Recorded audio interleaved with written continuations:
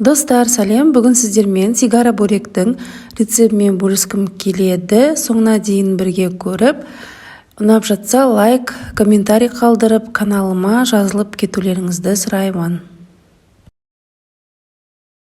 Алдымен қамырын дайындаймыз. Ол үшін бізге ұн, бөлме температурасындағы су, сұйық май және тұз қажет.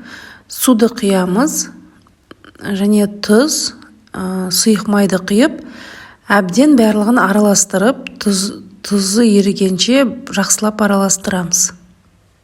Қамырдың иі толықтай қану қажет және қаттылау қылып илейміз. Сол себепті мен миксердің көмегімен илеймін қамырды. Енді ұнды түгелдей салып жібереміз.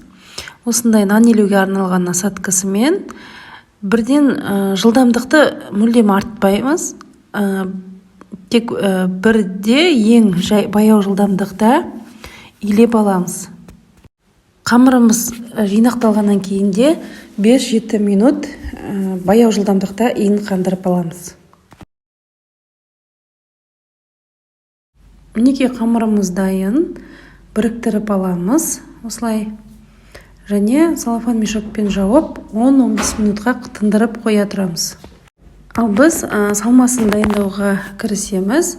Мен бүгін картоппен және етпен жасаймын. Тағы да сырмен де жасауға болады. Картопты алдын ала пісіріп алдық. Сары май, тұз, бұрышын қосып, азғантай ғана сүт қосып, осылай миксердің көмегімен пюре жасап аламыз. Екінші салмамыз біз етпен фарш, пияз және тұз, бұрыш. Пиязды блендермен уақтап аламыз. Қызып тұрған табаға азғантай ғана бір ас қасықтай май құямыз және алдымен пиязымызды осылай қуырып аламыз.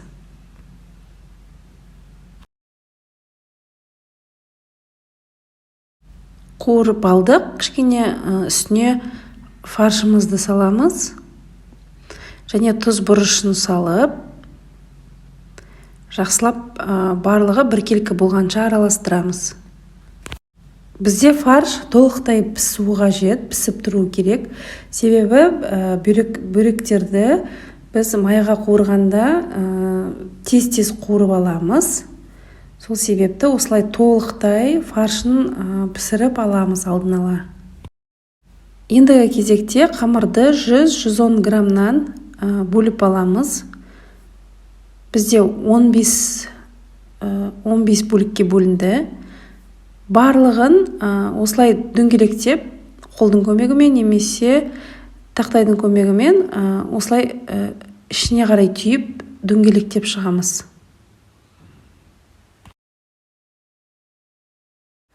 Қамырымыз қатып кетпеу қажет, сол себепті қалған бөлшегін салафанға салып қоя тұрамыз. 200 грамм ұнға 100 грамм кукуруз крахмалын салып, біркелкі қылып араластырып аламыз. Уақытты үнемдеу мақсатында қамырдың 3 бөлігін бірден жаятын боламыз. Ортасына крахмал салғатындықтан ол бір-біріне қатты жапса қоймайды. Әр бөлігін жеке-жеке осылай жайып аламыз. Примерно шелпектің көлемінде етіп, мінекей біреуін жайып болдық. Енді екіншісін жаямыз дәл осылай. Және одан кейін үшіншісінде дәл осылай жайып шығамыз.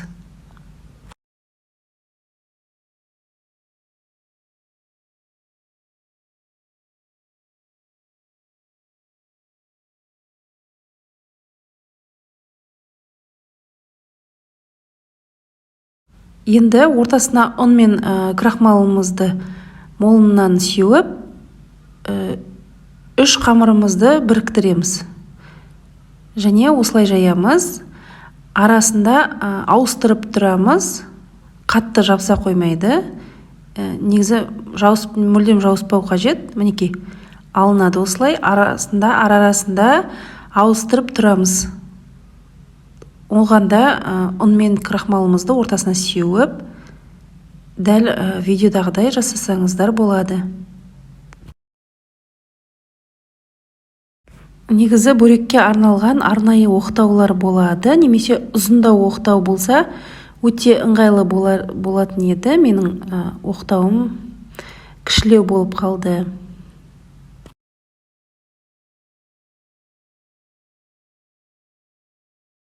Мінекей біршама үлкейтіп алдық.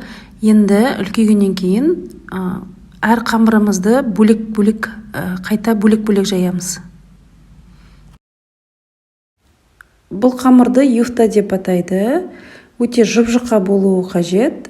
Шеттері қалың болып кетіп жатса, оны яғни оқтаумен илеп жұқартып алуымыз қажет. Әр дөңгелек қамырымыздың диаметрін 50-60 сантиметр етіп созып аламыз.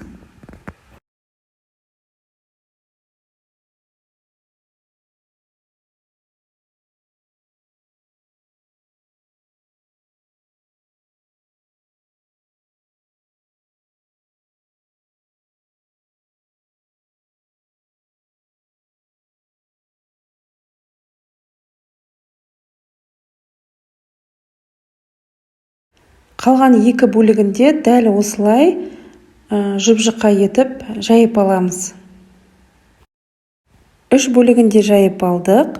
Енді бірінің үстіне бірін жайғастырамыз. Мінекей осылай тегістеп барлығы бірдей көлемде болуы қажет.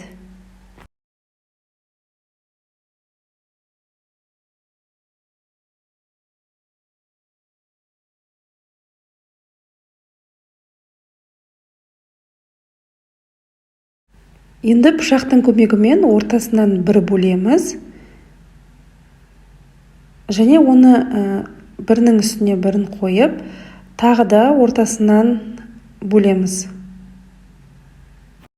Оны да бірінің үстіне бірін қойып, енді осыны 3-ке бөлеміз. Әр қамырдан сонда бізде 12 дана, оны 3-ке көбейтсек, 36 дана шығады. Енді салмасына картопты осылай бір шай қасықтан саламыз, және екі жағын түйеміз. Осылай орап, кішкентай ғана сумен жабыстырамыз. Бір шай қасық жарайды. Мінекей түйіп алу қажет. Себебі қазір майға қорған кезде картопымыз шашырап кетпеуі қажет.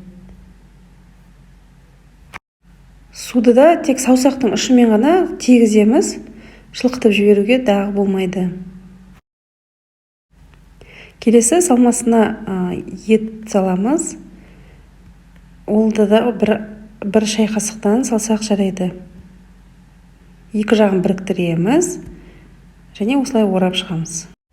Барлық қамырдан, яғни 15 бөліктен барлығы 180 бөрек дайындауға болады. Мінекей бөректеріміз дайын болды.